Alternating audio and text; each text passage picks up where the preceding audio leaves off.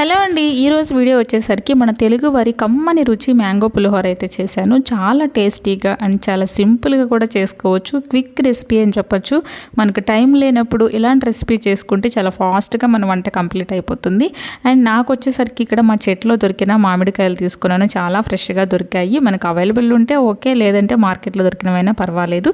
నాకు దొరికాయి కాబట్టి వీటితో చేశాను అన్నమాట. ఇంకా ప్రాసెస్లోకి వెళ్ళిపోతే స్టవ్ అంటించి మనం ఒక కడాయి పెట్టుకొని అందులో ఆయిల్ వేసాక ఆయిల్ హీట్ ఎక్కిన తర్వాత ఆవాలు వేసుకోండి. ఆవాలు వేసుకున్న తర్వాత పోపు దినుసులన్నీ ఇక్కడ వేయండి. నేను వచ్చేసరికి ఇక్కడ మినపప్పు, పచ్చిశనగపప్పు, వేరుశనగపప్పు వేసాను. నేను ఇక్కడ జీలకర్ర స్కిప్ చేశానండి. నాకు కొంచెం ఆ ఫ్లేవర్ ఎందుకో వద్దులే అనిపించింది.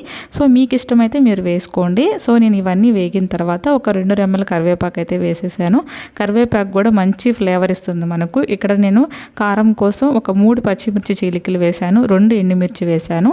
సో ఇవన్నీ వేగిన తర్వాత మనం ఇందులోకి నేను ఇక్కడ ఆల్రెడీ వాష్ చేసిన ఒక మ్యాంగో తీసుకొని దాన్ని గ్రేట్ చేసి పెట్టుకున్నాను పక్కన. సో నాకు ఇక్కడ ఒక మ్యాంగో సరిపోయింది. మీకు 2 కావాలంటే 2 తీసుకోవచ్చు. ఈ గ్రేట్ చేసిన దాన్ని సగం వేస్తున్నాను ఇందులో పచ్చివాసన పోయేంత వరకు ఒక 3 మినిట్స్ మగ్గించుకుంటే సరిపోతుంది.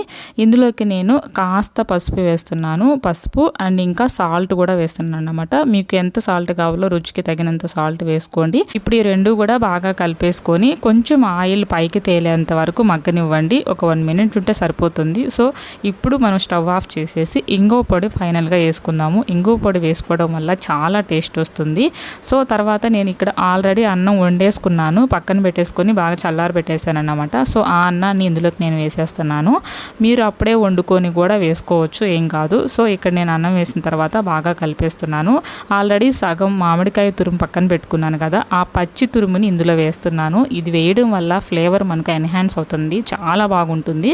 సో ఇలా ఒకసారి ట్రై చేయండి మీరు. ఇప్పుడు మామిడికాయ తురుమునంతా కూడా అన్నానికి పట్టేలాగా ఒకసారి బాగా కలిపేసుకోండి. ఈ టైంలో మీకు సాల్ట్ సరిపోకపోతే సాల్ట్ వేసుకొని అడ్జస్ట్ చేసుకోండి.